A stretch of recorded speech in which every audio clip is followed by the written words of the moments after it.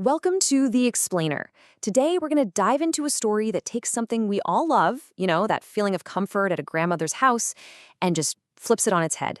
It twists it into a place of absolute terror, and it's a tale that really reminds you that sometimes the most familiar places can hide the darkest secrets.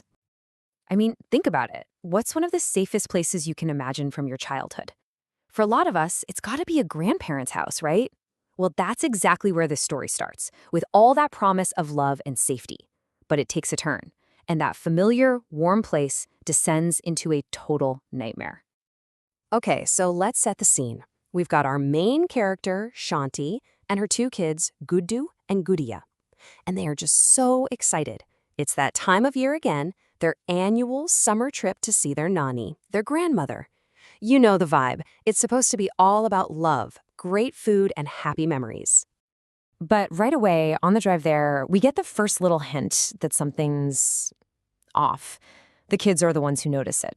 They're like, "Hey, Mom, how come Nani hasn't called?"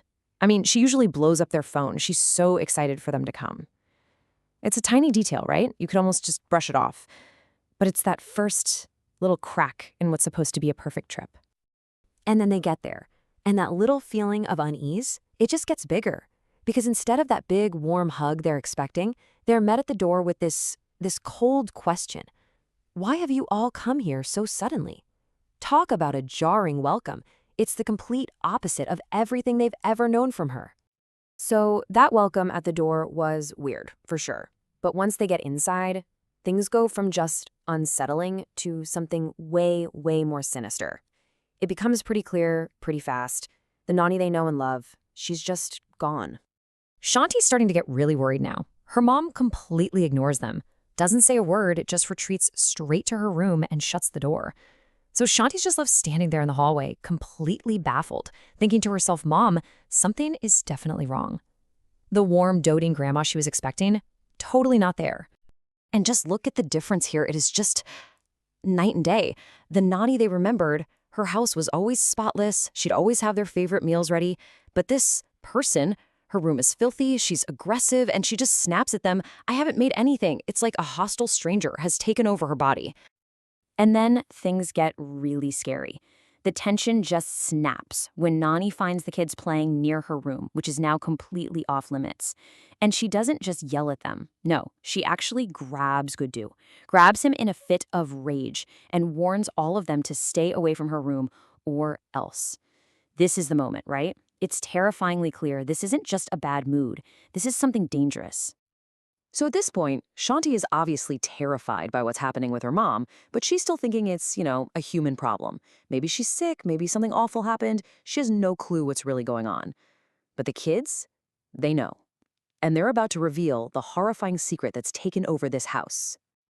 After that violent confrontation, the kids are an absolute mess. They are terrified, they're crying, they're begging Shanti, "We have to go home, now." And they keep repeating it over and over again. That's not our Nani. That is not her. Now, Shanti is just lost. I mean, she knows her mom's acting strange and scary, but what the kids are saying is on another level entirely. So she's trying to get it out of them. Like, "What are you talking about? What did you see that was so bad?"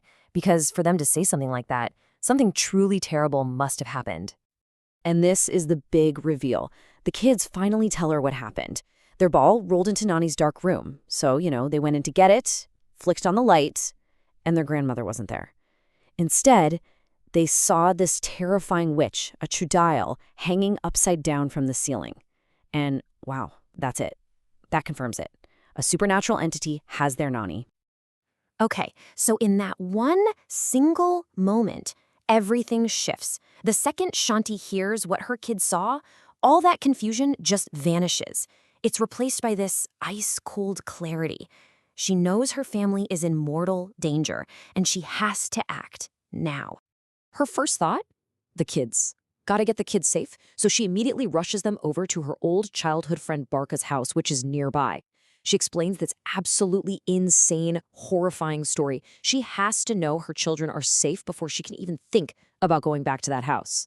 So now, with Barka and her husband, they come up with a plan, and it's a smart one. They don't just, run in there blindly. They decide they need to be careful. The first step is to figure out what they're up against. What does this thing want? And how can they stop it without making it angrier and putting her mom in even more danger? So, the plan is set. Shanti and Barka head back to the house. They even use a secret back door they knew from when they were kids to sneak in without being noticed. And then, super quietly, they creep towards the heart of all this terror, Nani's room. They get to the door, and they listen. And they can actually hear two voices inside. One is her mom's, and it sounds weak, like she's pleading. But the other voice, it's just monstrous, powerful, and there is absolutely no doubt who is in control in that room. And this is where they learn the witch's whole endgame. It's absolutely chilling. The witch says, "Tonight is the anniversary of my death. If I kill you at the exact same time tonight and take your body, no witch will be more powerful than me." So there it is, a ritual murder. And it's happening tonight. The clock is ticking, fast. Her mom is literally hours away from death. Well, when Shanti hears that, that's it. Forget the plan. Her mom is about to be killed. She can't just stand there and listen. She throws the door open and bursts right in, pleading with her mom to fight back, to not give up. This, of course, makes the Chudale furious. It was not expecting an interruption. It shows its true power then and just lifts Shanti off the ground and flings her across the room like she weighs nothing. The power this thing has is just immense. Absolutely terrifying. And it looks like it's all over, but just in time, Barka's husband comes charging in. He's got a huge stick, and he just starts wailing on the possessed grandmother. He doesn't hesitate for a second. He just keeps hitting and hitting until, finally, this ghostly form shrieks and flies out of her body, and then it's gone. So this evil entity did its absolute best to tear them apart. But in the end, they stood as one family, battered and terrified, but finally safe and whole again. After it's all over, with the witch finally gone, Nani just collapses.